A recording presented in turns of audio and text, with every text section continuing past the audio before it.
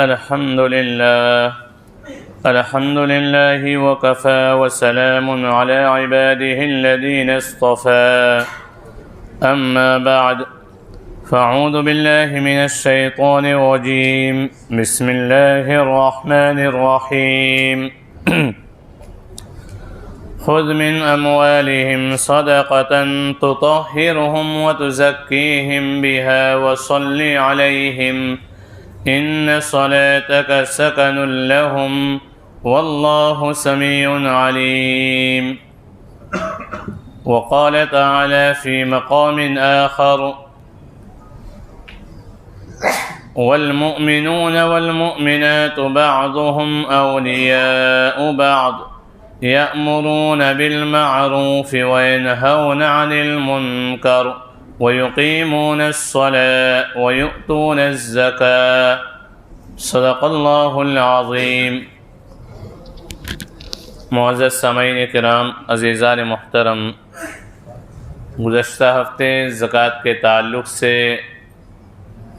बहुत से अहम और बुनियादी मसाइल आपके सामने पेश किए गए थे और आप हज़रात ने समाअत फरमाया था। अब ज़कात के जो मसाइल बाकी थे, मुनासिब मालूम होता है कि उनकी निशानदही की जाए, उन मसाइल को बयान किया जाए।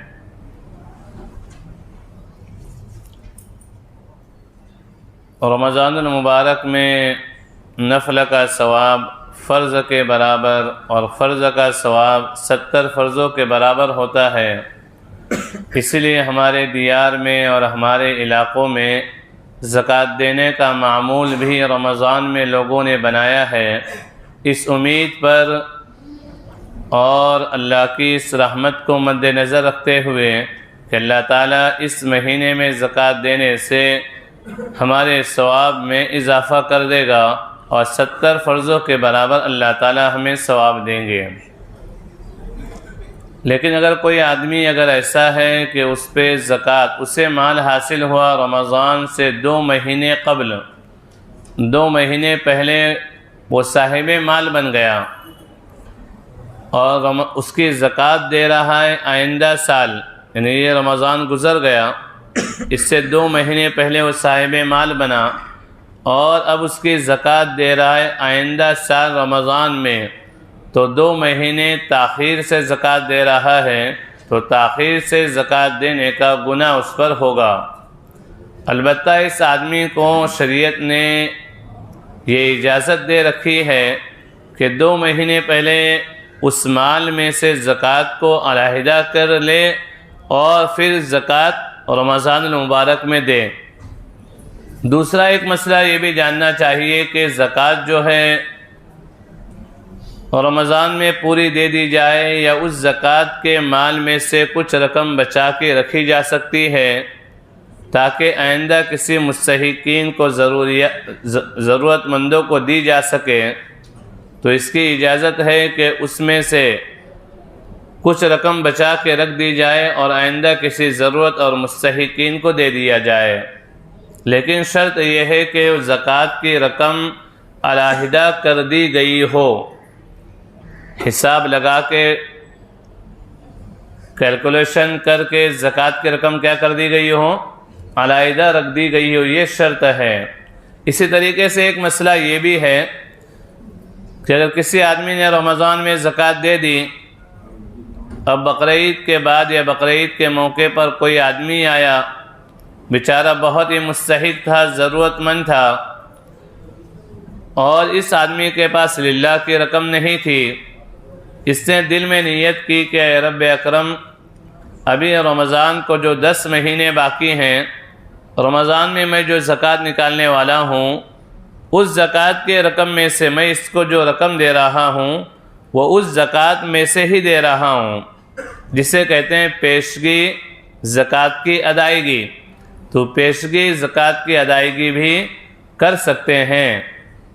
कोई आदमी आपके पास बड़ा ज़रूरतमंद आ गया, आपके जानने वालों में से है, मुताल्लिकीन में से है, या ऐसा ही आपको यकीन हो रहा है कि ये आदमी क्या है, वाक़ियतन मुस्तहिक है और आपके पास ज़कात की रकम नहीं है, तो आप पेशगी ज़कात की रकम भी दे सकते हो। पेशगी ज़कात की रकम भी दे सकते हों। कुरान करीम में रब अकरम ने फरमाया अपने नबी से, खुज़ मिन अमवालिहिम सदक़ा तुतहिरुहुम व तुज़क्कीहिम बिहा व सल्ली अलैहिम। ऐ नबी, आप ईमान वालों से, मुमिनीन से ज़कात ले लीजिए ताकि वो भी पाक हो जाएं और उनका माल भी क्या हो जाए, पाक हो जाए। और आप उनके लिए दुआएं दीजिए, इसलिए कि आपकी दुआ देने से उन्हें तस्कीन हासिल होती है, तसल्ली हासिल होती है। सूरह तौबा में रब अकरम इरशाद फरमाते हैं, वल्लज़ीन यकनिज़ून अज़्ज़हब वल्फ़िद्दत वला युनफ़िक़ूनहा फ़ी सबीलिल्लाह फ़बश्शिरहुम बिअज़ाबिन अलीम। और ये नबी, आप बशारत दीजिए उन लोगों को जो सोना और चांदी इकट्ठा करके रखते हैं, जमा करके रखते हैं और उसकी ज़कात नहीं देते हैं। वला युनफ़िक़ूनहा फ़ी सबीलिल्लाह, और उससे अल्लाह के राह में ख़र्च नहीं करते हैं। फ़बश्शिरहुम बिअज़ाबिन अलीम, आप उन्हें दर्दनाक अज़ाब की बशारत दीजिए। जब ये आयत करीमा नाज़िल हुई तो सहाबाए किराम डर गए और सहाबाए किराम ने ये समझा कि हमें पूरा के पूरा माल राह खुदा में देना है। तो सहाबाए किराम दौड़ते हुए अल्लाह के रसूल के पास आए, फरमाया, या रसूलल्लाह, ये जो आयत नाज़िल हुई है, हमारे घरों में कुछ माल बाकी है, हमने इससे पहले ज़कात तो दी थी लेकिन कुछ माल बाकी है, तो क्या उसे भी हम राह खुदा में दे दें? अल्लाह के रसूल ने फरमाया कि नहीं, जिस माल की ज़कात न दी जाए उस माल वालों के लिए ये वईद है, यौम युहमा अलैहा फ़ी नारी जहन्नम, कि जहन्नम के आग में उनके मालों को तपाया जाएगा और फिर उस माल को तपाने के बाद उनके पेशानियों पर, उनके पहलुओं पर और उनकी पीठों पर उसके ज़रिए से दागा जाएगा। आक़ा दो जहां सल्लल्लाहु अलैहि वसल्लम ने फरमाया कि जिस माल की ज़कात नहीं निकाली जाएगी वो माल उसके लिए वबाल बनेगा। किसी ने ऊँट की ज़कात नहीं निकाली तो ऊँट उसके गले में आके बैठ जाएगा और ऊँट आवाज़ निकाल रहा होगा। घोड़े की ज़कात नहीं निकाली तो घोड़ा उसके गले पे, गर्दन पे आके बैठ जाएगा और वो अपनी एक आवाज़ निकाल रहा होगा। इसी तरीके से अल्लाह के रसूल ने मवेशियों का तस्करा किया, ज़िक्र किया। इससे हमें ये बात मालूम होती है कि ज़कात जो है खुश दिली के साथ अपने मालों की क्या की जाए, ज़कात निकाली जाए। अल्लाह ताला मुझे आप तमाम को जानकर हिसाब लगाकर ज़कात देने की तौफीक नसीब फरमाए। बहुत से लोग ऐसे हैं जो अपनी माल की ज़कात निकालते हैं, एक रकम निकालते हैं और हिसाब नहीं करते हैं और फिर मुतमईन भी होते हैं कि नहीं, हमने ज़्यादा निकाल दिया, हमने तो इतनी ज़कात निकाल दी। हालांकि ज़कात का हिसाब लगाना क्या है, ज़रूरी है। ज़कात का हिसाब लगा लिया जाए और हिसाब लगाने के बाद फिर ज़्यादा रकम दे दी जाए। इसलिए कि शैतान जो है वो कभी आमाल खैर में इंसान को बढ़ने नहीं देगा। वो चाहेगा किसी न किसी तरीके से इसे गुनाह में मुब्तला करूं, किसी न किसी तरीके से गुनाह में क्या करूं, इसे मुब्तला करूं। तो आदमी जब एक रकम देगा, मसलन समझिए कि 1 लाख रुपए दे रहा है या 2 लाख रुपए दे रहा है या 2.5 लाख रुपए ज़कात निकाल रहा है, तो शैतान उससे मुतमईन कर देगा कि आपने बहुत ज़कात निकाल दी। हालांकि ज़कात 3 लाख हो रही थी और ज़कात निकाली कितनी है, 2.5 लाख निकाली है। इसलिए हिसाब करके ज़कात निकालना क्या है, बहुत ज़्यादा ज़रूरी है। बैंक में जमा शुदा जो रकम है, बैंक में जमा शुदा जो रकम है, उन रकमों पर ज़कात क्या हो जाती है, ज़रूरी है। चाहे वो फिक्स डिपॉजिट वाली रकम हो या आम खाते वाली रकम हो, दोनों सूरतों में करंट में हो या सेविंग में हो या फिक्स डिपॉजिट में हो, किसी में भी हो, उस रकम पे ज़कात निकालना क्या है, ज़रूरी है। और फिक्स डिपॉजिट की जब मुद्दत पूरी हो जाएगी, 10 साल की, 5 साल की, 2.5 साल की, 2 साल की, उसके बाद जो रकम मिलेगी, आपने 5 लाख रखा था और अब रकम कितनी मिल रही है, 8 लाख मिल रही है, 7 लाख मिल रही है, तो ये 2 लाख या 3 लाख जो ऊपर के एक्स्ट्रा आ रहे हैं, इसको तो पूरा ही निकाल देना है। इसकी ज़कात निकालने से पाक नहीं होगा। इसकी ज़कात निकालने से ये माल पाक नहीं होगा। पूरा ही माल क्या ये नापाक है। सवाब की नीयत से भी नहीं निकाला जाएगा। सवाब नहीं, गुनाह होगा। जो गुनाह हम पे आ चुका है उस गुनाह को दूर करना है। यानी हमने गुनाह कर दिया कि हमने फिक्स डिपॉजिट में रखा, और ये गुनाह जो हमारे ऊपर आ गया है। हमारे उस्ताद मोहतरम बुखारी के दर्स में हज़रत मौलाना इब्राहिम साहब रहमतुल्लाह अलैह एक मिसाल दिया करते थे। कोई आदमी बैंक के इंटरेस्ट के ताल्लुक़ से, कि कोई आदमी अपने मकान पे बैठा है और छत पर से उसके गले में सांप गिर गया और गर्दन से लिपट गया, तो आदमी क्या करेगा? पहली फुर्सत में कोशिश करे किसी तरीके से उसको गले से निकाल के मैं क्या करूं, फेंक दूं। तो उन्होंने कहा कि ये जो रकम है, सूदी जो रकम होती है, उसकी मिसाल ऐसी है, पहली फुर्सत में उससे निकाल के फेंक देना है। अब उसको निकाल के फेंकने में कोई सवाब विवाब नहीं है। जैसे सांप को भगाने में, अपने गले से भगाने में क्या है, आदमी बोलेगा सवाब मिलेगा तो अच्छी बात, नहीं तो रहने दो। पहली नीयत में, पहली फुर्सत में क्या करना है, उसे भगा देना है। तो ये जो ज़कात, ये जो रकम है इंटरेस्ट वगैरह की, जो फिक्स डिपॉजिट में रख के जो ज़्यादा रकम आती है, वो तो पूरी की पूरी रकम निकालनी है। और वो पूरी रकम निकालने के बाद ज़कात न देना पड़ेगा ऐसा नहीं है, बल्कि ज़कात भी देनी है। 5 लाख जो असल रकम थी, उस असल रकम पे क्या करना है, ज़कात भी देनी है। और जितने सालों तक बैंक में रखी गई थी वो रकम, उतने सालों तक ज़कात, उतने सालों की ज़कात देनी है। इसलिए कि आदमी ने अपने इख्तियार से जमा कराई थी। ये रकम क्या आदमी ने अपने इख्तियार से जमा कराई थी। तो 5 साल के बाद वो रकम मिल रही है, तो 5 लाख पे 5 साल की ज़कात निकाली जाएगी। अगर उसने हर साल ज़कात नहीं निकाला है तो, अगर हर साल ज़कात निकाला है तो उस साल की ही क्या किया जाएगा, ज़कात निकाली जाएगी। किसी आदमी ने किसी को एक रकम दी तिजारत के लिए कि भाई ये रकम दे दीजिए, और इतनी इतनी रकम अगर आप देंगे तो मैं आपको 20% या 30% माल दूंगा। और 20% जो है वो इतना होता है। अभी आज के हालात के एतबार से, कारोबारी एतबार से भी लोग क्या हो गए हैं, कारोबार लोगों का नहीं चल रहा है। तो आदमी कोशिश करता है कि किसी ऐसी जगह रकम क्या कर दे, लगा दे। अब उसको जब रकम दी गई तो उसने क्या कर दिया, पूरी रकम पे कब्ज़ा कर लिया। 1-2 महीने सिर्फ लौटाया, उसके बाद नहीं लौटाया। चाहे वो हालात में आ गया हो या हालात में नहीं आया हो, बल्कि उसकी नीयत में क्या हो गई, खोट आ गई। उसकी नीयत में खोट आ गई या वो हालात में आ गया, दोनों बातें हैं। वो तो यही बताएगा कि मैं हालात में आ गया हूँ। तो उसके बाद जो रकम लगी हुई है, इस रकम पे ज़कात होगी या नहीं होगी? तो उसके बाद जो रकम है ये कर्ज़ की रकम मानी जाएगी। कि आपने बिज़नेस में जो लगाया है, ये कर्ज़ की नहीं बल्कि आपके बिज़नेस की रकम है, तिजारत की रकम है। तो तिजारत की रकम पे क्या होती है, ज़कात होती है। तिजारत की रकम पे क्या है, ज़कात होती है। अगर आपको वहाँ से मिलने की उम्मीद है कि मुझे पैसे मेरे मिल जाएंगे, तो उस सूरत में आपको हर साल ज़कात निकालनी है। लेकिन अगर ऐसी उम्मीद हो गई कि अब यहाँ से पैसा मिलने वाला नहीं है, आपने चाहे किसी को कर्ज़ दिया हो या तिजारत में लगाया हो, लेकिन आप नाउम्मीद हो गए कि अब मुझे पैसा यहाँ से मिलने वाला नहीं है, तो उस सूरत में शरीयत ने आपको इख्तियार दिया है कि आप हर साल ज़कात ना निकालिए।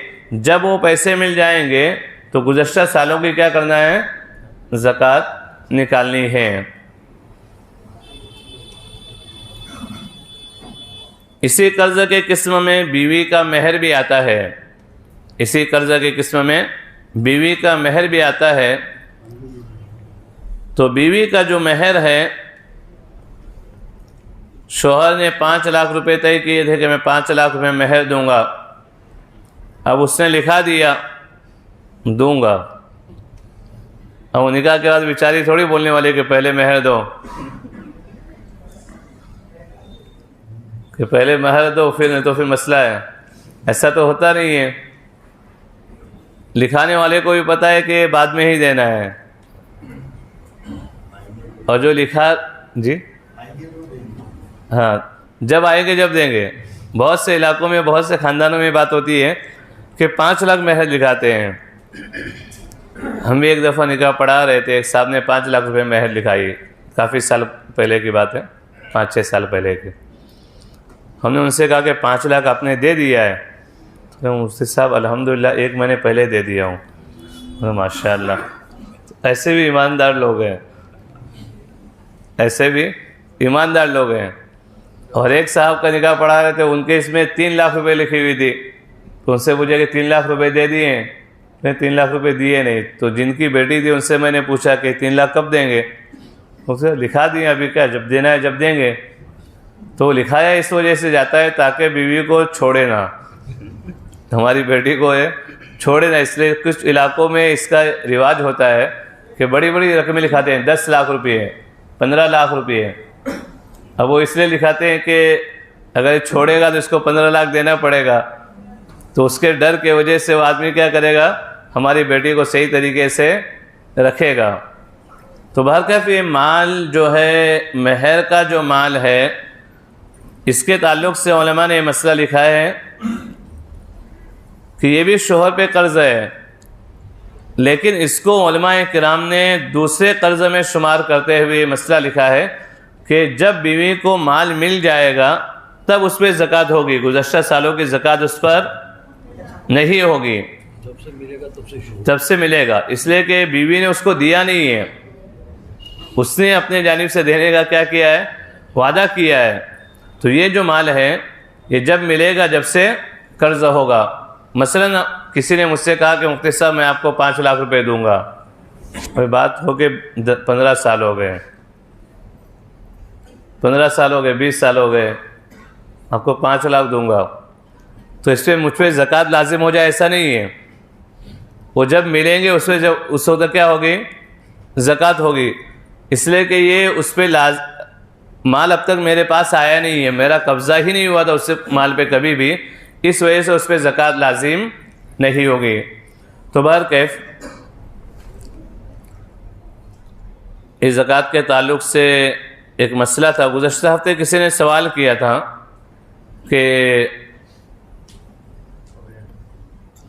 हेवी डिपॉज़िट का मसला जो है,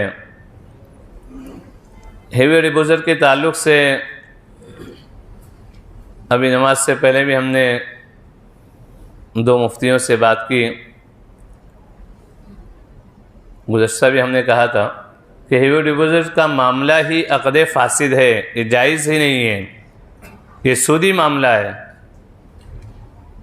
ये कौन सा मामला है? सूदी मामला है। सूदी मामला क्यों है कि किसी आदमी ने आपको 50 लाख रुपये दिए, किसी आदमी ने आपको 50 लाख रुपए दिए और आपने माल का, आपने अपने घर का नफ़ा उसे दे दिया, घर की रिहाइश आपने उसे दे दी। अब फिर 2 साल के बाद या 5 साल के बाद फिर आपको 50 लाख रुपए क्या करना है, लौटाना है। लौटाना है कि नहीं? लौटाना है। तो वो नफ़ा किस चीज़ के बदले में हासिल हुआ? वो जो नफ़ा जो उसे हासिल हो रहा है, मकान का, मकान के रिहाइश का जो नफ़ा उसे मिल रहा है, ये किस चीज़ के बदले में है? पैसों के बदले में, कर्ज के बदले में। किसके बदले में? जो आपके पास रकम आई है, 50 लाख की जो रकम आई है, ये आपके पास उसकी रकम क्या है, कर्ज है या नहीं है? कर्ज की रकम है। इसी बिना पे आप उससे को क्या करते हैं, इस्तेमाल करते हैं। गुज़श्ता किसी ने पूछा था कि अमानत की रकम है, तो मैंने कहा था, हाँ पता है, किसी ने पूछा था कि अमानत की रकम है, तो मैंने कहा था कि मैंने 2 मसले 2 अलग अलग किताबों में अलग अलग पढ़े हैं। तो इसलिए मैंने कहा था कि आइंदा हफ्ते मज़ीद इसकी वजाहत करूँगा मैं। मसला तो बयान कर दिया था। तो मसला वही है कि ये जो रकम है ये कर्ज़ की रकम है, अमानत की रकम नहीं है। इसलिए कि अमानत की रकम का मसला ये है कि अगर आपने रकम मकान मालिक को 50 लाख रुपए दिए, अब 2 साल जब हो गए या 5 साल हो गए, आप गए कि चलो 5 साल हो गए, अब मेरा कहीं अल्हम्दुलिल्लाह पैसे मेरे पास इकट्ठे हो गए, जमा हो गए हैं, 1 करोड़ रुपए जमा हो गए, ये 50 लाख हैं, 1.5 करोड़ में मुझे मकान मिल रहा है, आप मुझे रकम दे दो। तो उसने कहा रकम तो पूरी के पूरी चोरी हो गई है, कबर्ड में रखा था मैंने, यहाँ यहीं पे दरवाज़ा खोल के हम लोग कहीं चले गए, पूरी रकम चोरी हो गई है। हम लोग शादी में गए, आके देखे तो क्या दरवाज़ा टूटा हुआ था और रकम आपकी मौजूद नहीं थी। तो क्या आप इससे मानेंगे? तो ये अमानत की रकम ही नहीं है। अमानत की रकम में मसला ये है, आपने किसी के पास अमानत दे दी और अमानत ज़ाय हो गई तो वो जिम्मेदार नहीं है।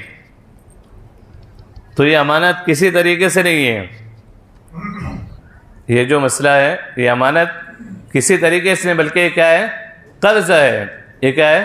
कर्ज़ है। और कर्ज़ के बारे में अल्लाह के रसूल सल्लल्लाहु अलैहि वसल्लम की हदीस है, कुल्लु क़र्ज़िन जर्र नफ़इन फ़हुव रिबा। हर वो कर्ज़ जिसके ज़रिए से नफ़ा उठाया जाए, कुल्लु क़र्ज़िन जर्र नफ़इन फ़हुव रिबा, हर वो कर्ज़ जिसके ज़रिए से नफ़ा उठाया जाए वो क्या है? सूद है। वो क्या है? सूद है। इस वजह से उलमाए किराम ने इसकी इजाज़त नहीं दी।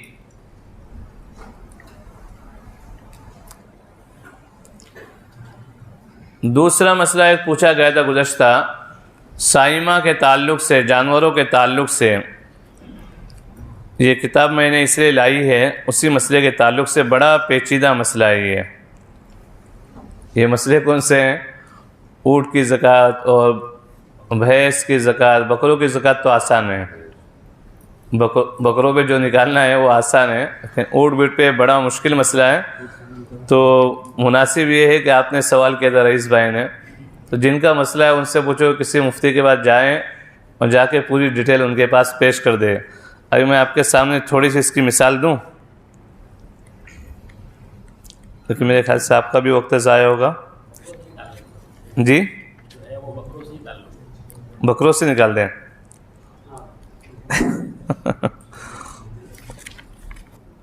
इसमें मसला देखिए, पहली चीज़ तो यह है कि बक़दरे निसाब होना चाहिए, निसाब के बराबर इन जानवरों की कीमत होना चाहिए।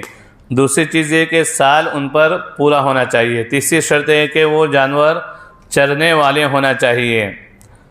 चरने वाले यानी जंगल से वो जानवर क्या हों? चरने वाले हों, जहाँ मालिक का पैसा नहीं लग रहा है। अक्सर साल के अक्सर हिस्से में वहाँ पे चरने वाले हों।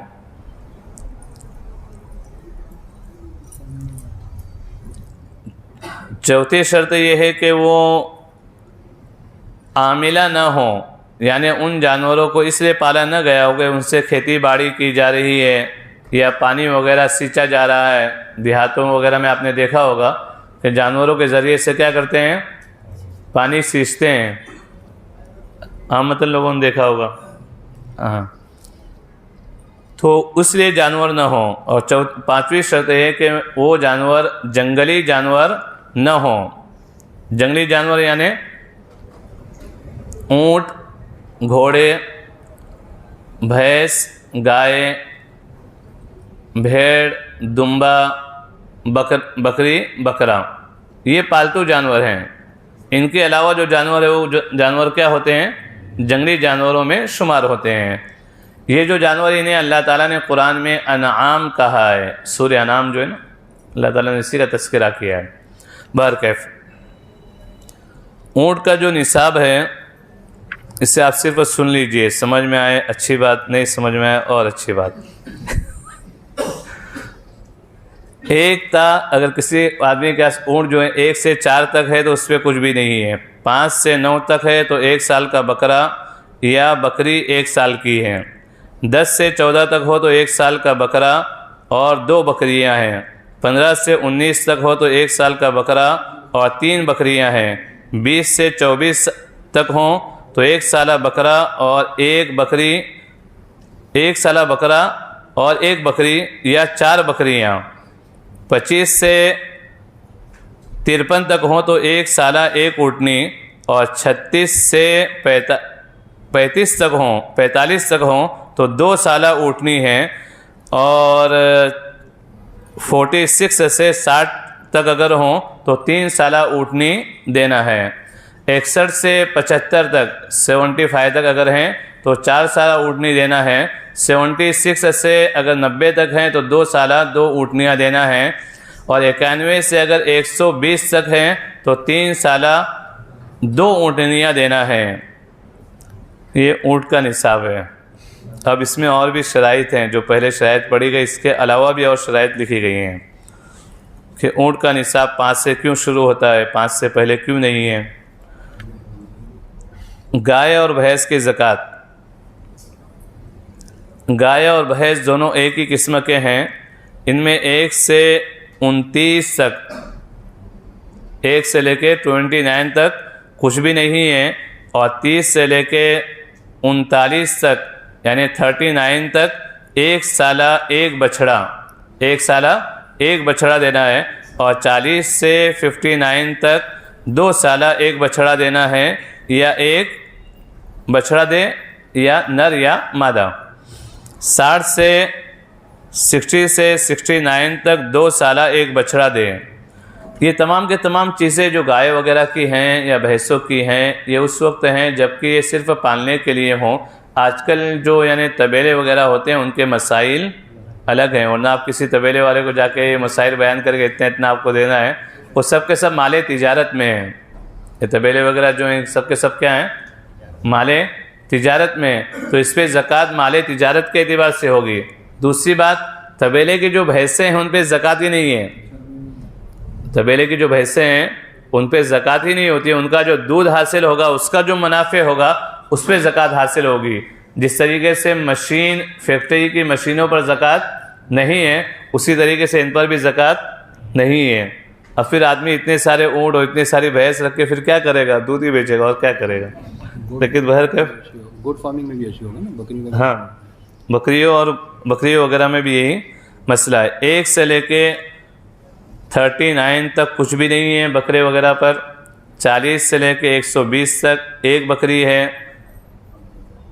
121 से लेके 200 तक 2 बकरियां हैं। 201 से लेकर 399 तक 3 बकरियां हैं। 400 से लेके 499 तक 4 बकरियां हैं। और 500 से लेके 599 तक 5 बकरियां हैं। और इसके शराइत अलहदा हैं।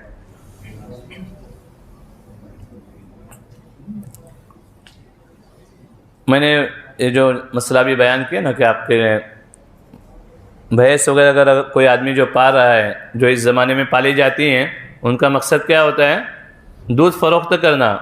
तो उस सूरत में उन पे ज़कात नहीं होगी, बल्कि ज़कात किस पे होगी, जो माल पे ज़कात होगी। माल अगर जमा होता है, दूध बेच के जो माल जमा होता है, वो माल अगर जमा हो तो उस पर क्या होगी, ज़कात होगी।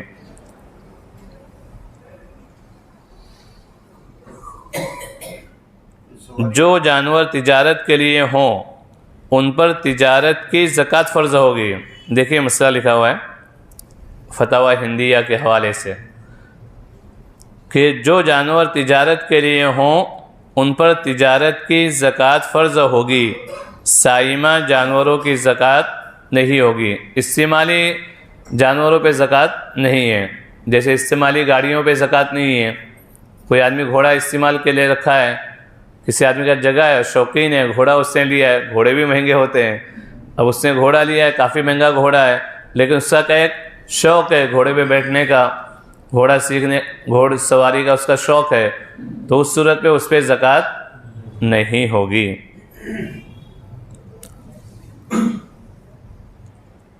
तो ये, और दूसरा मसला एक किसी ने पूछा था उश्र के ताल्लुक़ से, किसी ने पूछा था मसला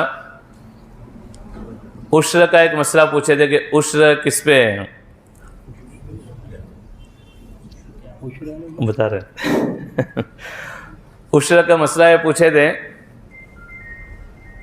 इन्होंने पूछे थे उशरा का मसला, यानी पैदावार पे ज़कात कितनी दी जाएगी, पैदावार पे ज़कात कितनी दी जाएगी। जिस तरीके से सोने चांदी और माले तिजारत पे ज़कात फ़र्ज़ है, इसी तरीके से उश्र पर भी क्या है, ज़कात फ़र्ज़ है। उश्र किसे कहते हैं, ज़मीन की पैदावार, ज़मीन की जो पैदावार है उसे उश्र कहा जाता है शरीयत के इस्तिलाह में। उश्र का मतलब 10वां हिस्सा, उश्र का मतलब क्या है, 10वां हिस्सा। इसमें कितना हिस्सा निकाला जाता है, 2.5%, और उसमें 10%, 10वां फ़ीसद जो है, 10वां हिस्सा, 10% नहीं, 10वां हिस्सा, 10% नहीं, उसमें 10वां हिस्सा निकाला जाएगा और इसमें 2.5% निकाला जाता है। अल्लाह ताला कुरान करीम में फरमाते हैं, या अय्युहल्लज़ीना आमनू अनफ़िक़ू मिन तय्यिबाति मा कसबतुम व मिम्मा अख़रजना लकुम मिनल अर्द। ऐ ईमान वालो, पाकीज़ा और उम्दा तुम माल कमाते हो और जो चीज़ें तुम्हारे लिए ज़मीन से हम निकालते हैं उनमें से तुम क्या कीजिए, अल्लाह के रास्ते में दे दीजिए। वातु हक़्क़हु यौम हसादी, और जिस दिन फल तोड़ो उस दिन उसका हक़ अदा कर दो। जिस दिन वातु हक़्क़हु यौम हसादी, जिस दिन फल तोड़ो उस दिन उसका क्या करो, हक़ अदा करो। और आपको पता ही है कि देने से क्या होती है, माल में बरकत ही होती है। सूरह कहफ में रब अकरम ने वाक़या नकल किया है चंद भाइयों का। उनके वालिद की आदत थी कि जब भी फल तोड़ते थे तो मोहल्ले और शहर, मोहल्ले और गांव के सब गरीब गुरबा वहाँ जमा हो जाते थे और वो उन्हें तकसीम किया करते थे। अब जब उनके वालिद का इंतकाल हुआ तो इन भाइयों ने आपस में मशवरा किया कि तो बहुत सारा चला जाता है, इसमें क्या है, बहुत सारे हमारे फल चले जाते हैं गरीबों के लिए। हम लोग एक काम करते हैं कि हम दिन में तोड़ेंगे नहीं, दिन में तोड़ेंगे तो लोग आ जाएंगे, कौन इनको भगाएगा, देना पड़ेगा। इसलिए हम रात के वक्त क्या करेंगे, फल तोड़ेंगे। हम सो जाते हैं और जल्दी उठ के क्या करेंगे, फल तोड़ेंगे। सुबह होने से पहले पहले पूरे फल हम क्या कर देंगे, तोड़ देंगे। ये लोग इसी नीयत से वहाँ पहुँचे। जब वहाँ पहुँचे तो उन्होंने देखा कि उनकी ज़मीन में एक भी दरख्त बाकी नहीं है। आपस में बातचीत करने लगे कि ये ज़मीन तो हमारी नहीं है। तो उनमें से एक आदमी ने कहा, नहीं, ये ज़मीन तो तुम्हारी ही है, ये ज़मीन क्या है, तुम्हारी है, लेकिन ये अल्लाह का अज़ाब तुम पर आ चुका है। तो बहर कैफ यहाँ अल्लाह ताला फरमाते, वातु हक़्क़हु यौम हसादी, और जिस दिन फल तोड़ो और खेती काटो तो उसमें से खुदा ताला का भी क्या करो, हक़ अदा करो।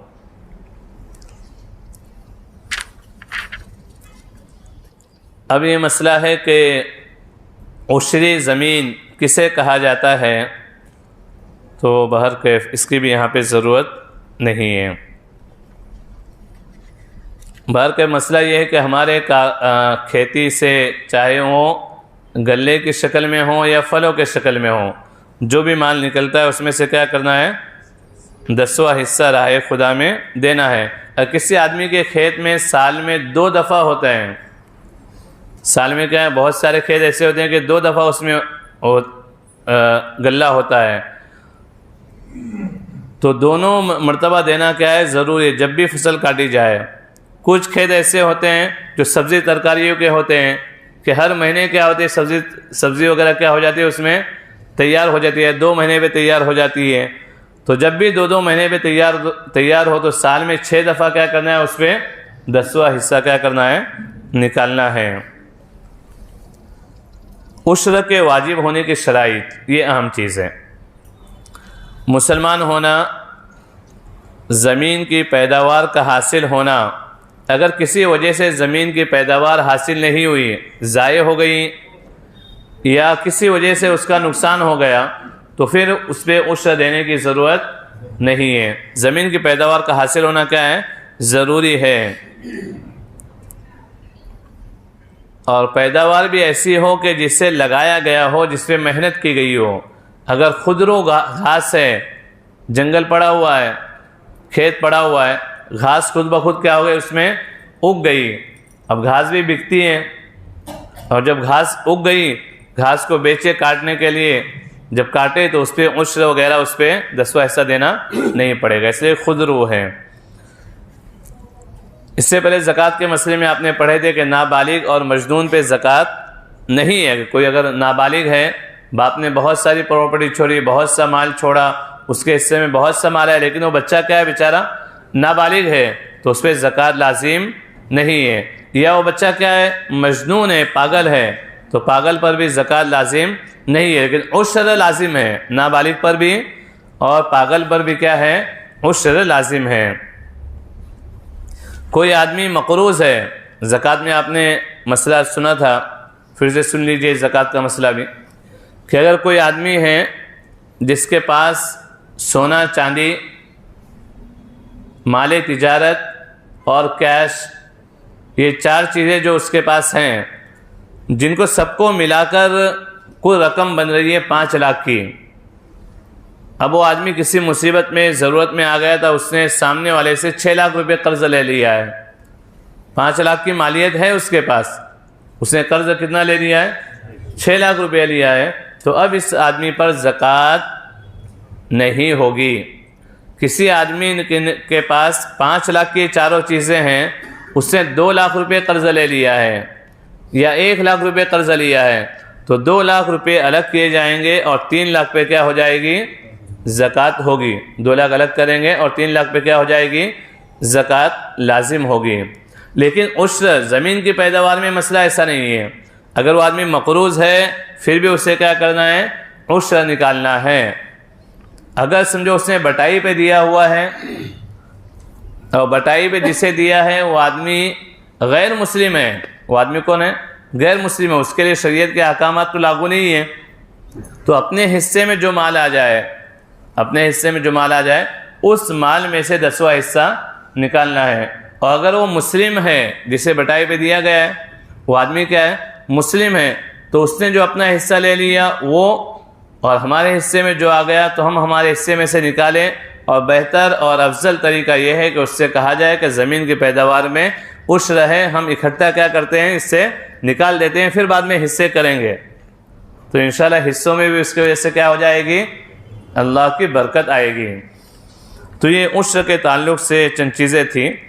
और कुछ चीज़ें ऐसी हैं, सिंगारे वगैरह जो हैं, इस ज़मीन के अंदर पैदा नहीं होते, बल्कि कहाँ होते हैं, पानी में होते हैं, इस पर भी उश्र है। मखाने जो हैं, ये तो मैंने देखा नहीं कहाँ पैदा होते हैं, लेकिन लिखा है किताब में कि ये भी ज़मीन के में पैदा नहीं, शायद पानी में होते हैं, किस मालूम हो, हाँ उस पर मखाने होते हैं, हाँ। तो बाहर कैफ मखाने वगैरह जो हैं, इस पर भी क्या है, उश्र का मसला है, उश्र देना पड़ेगा।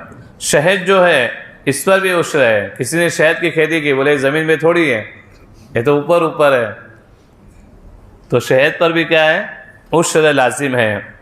दरख्तों पर भी उश्र है। किसी ने दरख्त लगा दिए, सफ़ेदे कहते हैं जिस दरख्त को, बिल्कुल सफ़ेद होते हैं, काफ़ी लंबे होते हैं, सीधे होते हैं और काफ़ी महंगे बिकते हैं, क्या बोलते हैं उसको इंग्लिश में, नहीं साग अलग है, साग अलग है, और सफ़ेद जो बिल्कुल यानी एकदम सीधे होते हैं और 3 साल में खड़े हो जाते हैं, लिपस्टिक, हाँ लिपस्टिक, ये बहुत महंगे बिकते हैं, सस्ता हो गया ऐसा बार कैफ, लेकिन जल्दी पैदा हो जाता है, ये 3 साल में एकदम तैयार हो जाता है। बाकी सागवान वगैरह जो है तो सबसे महंगा लकड़ा वही है। तो बार कैफ ये जो है, इन पर भी क्या है, उश्र लाजिम है। बांस अगर किसी आदमी ने लगाया तो उस पर भी क्या है, उश्र है।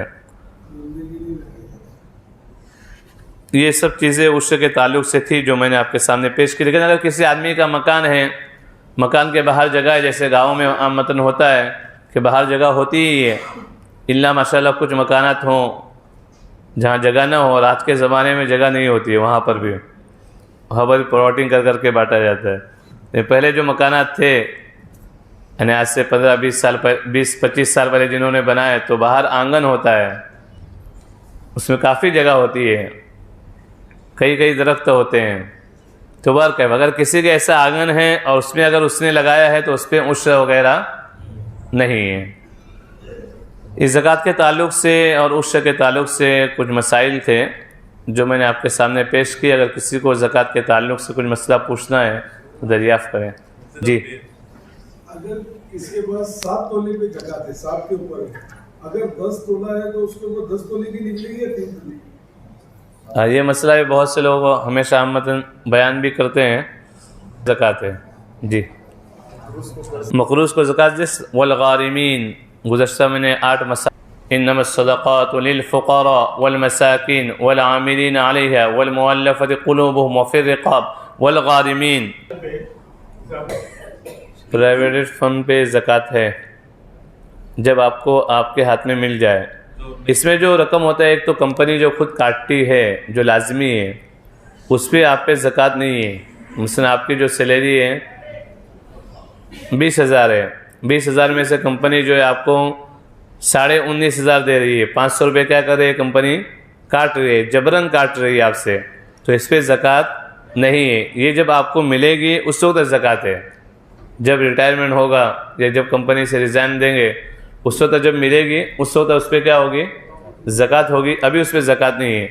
अगर आप अपनी मर्ज़ी से, कंपनी 500 रुपये काट रही है, आपने कहा कि मेरा ख़र्चा जो है 18,000 है, बाकी 2,000 मेरे ऐसे ही बच रहे हैं, 1,500 ऐसे ही बच रहे हैं, 500 तो कंपनी काट रही है, तो ये 1,500 भी मैं कटाते रहूँ, तो ये जो 1,500 है ये इस पर ज़कात क्या हो जाएगी, लाजिम होगी।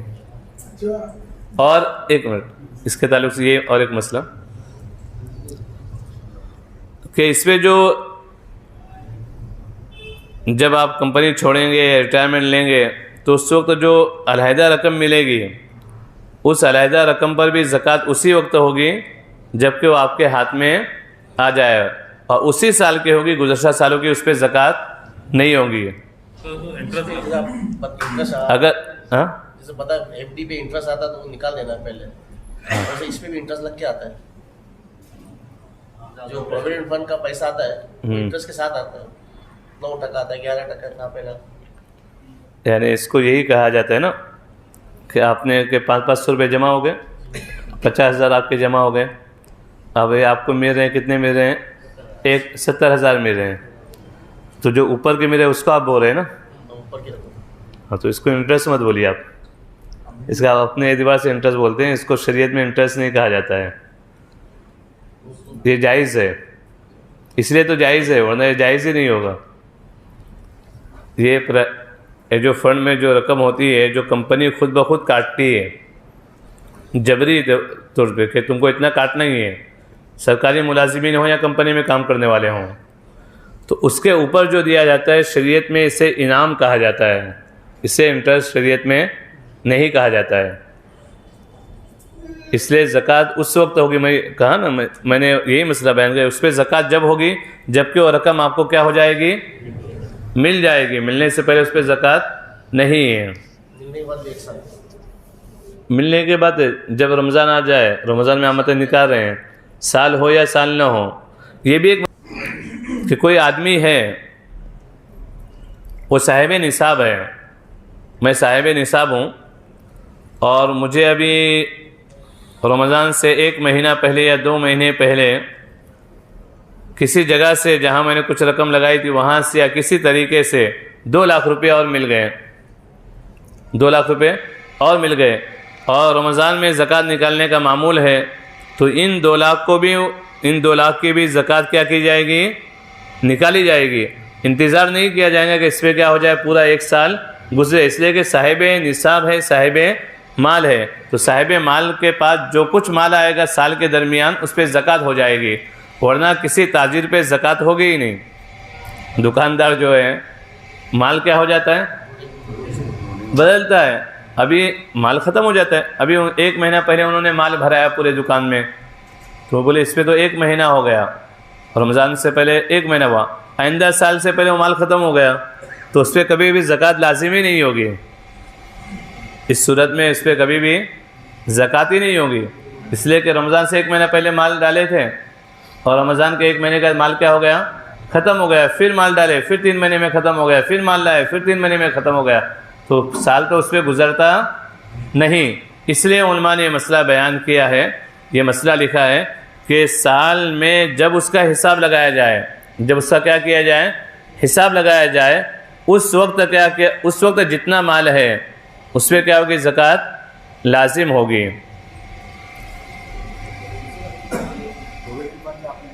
एक साथ जो आपको मिलेंगे ये जबरन निकाल रहा है कंपनी, लेकिन जो खुद से डाल रहा है उस पर हर साल जो जमा हो रहा है उसको ज़कात है ना, उसका जो इंटरेस्ट मिल रहा है उस पर भी नहीं, उस पर भी जब मिलेगा जब है, जब मिलेगा तभी के लिए नहीं, हर साल के लिए नहीं है, लेकिन हर साल जो कटा रहा है उस पर ज़कात है, सिर्फ कटा रहा है, हाँ, जमा हो रहा है उसका। उस पर नहीं, उसको हिसाब में लगाया जाएगा। और उसमें भी इंटरेस्ट लिखा है, मतलब एक के अंदर हम लोग बताते हैं कि इंटरेस्ट लिखा हुआ रहता है, इससे उनको मालूम नहीं है कि शरीयत का क्या मसला है। अगर से ये पैसा समझो 10 लाख मिला, उसको 6 महीने 1 साल के अंदर इन्वेस्ट कर दिए, फ्लैट ले लिया, किसी पर हाँ। ले लिया, तो ज़कात निकाल नहीं नहीं, फिर ज़कात नहीं है। अगर आपको समझिए कि अभी रमज़ान से पहले कल ही एक साहब ने मसला पूछा था कि शेयर मार्केट उनके बहुत शेयर में बहुत सारे थे, उनको मकान ख़रीदना था, तो उन्होंने क्या कर दिया, शेयर बेचने शुरू कर दिए। अब वो रकम क्या हो गई, आ गई उनके पास, और उनको देना है बिल्डर को, उन्होंने उठा के बिल्डर को अगर वो दे दिया तो उस पर ज़कात लाजिम नहीं है। अगर आपको एक रकम इकट्ठी मिली, उस रकम को आपने मकान के लिए, मकान आपने ख़रीद लिया, तो अब मकान पे ज़कात तो है नहीं, चाहे मकान आपके 10 हों या 15 हों, मकान और ज़मीन पे ज़कात नहीं, चाहे कितनी ज़मीन हो और कितने मकान हों, उसकी आमदनी जो है उसकी आमदनी पे ज़कात है। लेकिन किसी ने इन्वेस्टमेंट के लिए लिया है, तिजारत की नीयत से मकान ख़रीदा है, ये प्रॉपर्टी के चलो सस्ते में प्रॉपर्टी मिल रही है या बुकिंग में ले रहा हूँ, जैसे बिल्डिंग तैयार हो जाएगी मैं क्या कर दूँगा, बेच दूँगा, तो उस पर क्या होगी, ज़कात लाजिम है। आज के पैसे की कभी कभी पैसे ज़्यादा इसलिए रखाए जाते हैं कि टैक्स बच जाए, तो वो भी वो ज़्यादा के वो भी जैसा एक समझ गया। काट देती है, हाँ, दूसरा लोग ज़्यादा कटाते हैं कि भाई टैक्स ना भरना पड़े, तो जो ज़्यादा रकम है फिर उस पर ज़कात होगी, जो टैक्स बचा नहीं। ज़कात तो होगी, इससे क्या अपने मज़े से कटा रहे हैं ना, ज़कात होगी उस। आज के नियत से पैसे रखे हुए हो हाँ, ये मसला अच्छा है, जो मसला पूछे हैं कि किसी आदमी ने हज के नियत से क्या किए हैं, पैसे जमा किए हैं। आजकल हज वैसे ही महंगा हो गया, पूरी फैमिली अगर जा रही है, मियाँ बीवी भी जा रहे हैं तो काफ़ी महंगा है, तो हज के नियत से पैसे जमा कर रहे हैं, 1 साल में पैसे जमा नहीं हुए, 2 साल में जमा नहीं हुए, 5 साल हो गए पैसे जमा नहीं हुए, तो हर साल क्या करना है, उस पर ज़कात निकालना है। इंशाल्लाह ज़कात निकालने से अल्लाह ताला और आसान कर देंगे और जल्दी हज का इंशाल्लाह ताला हो जाएगा। किसी ने अपनी बेटी के लिए निकाह के लिए या बेटे के निकाह के लिए पैसे जमा करें, पैसे जमा किए, तो उस पर भी क्या है, ज़कात लाजिम है।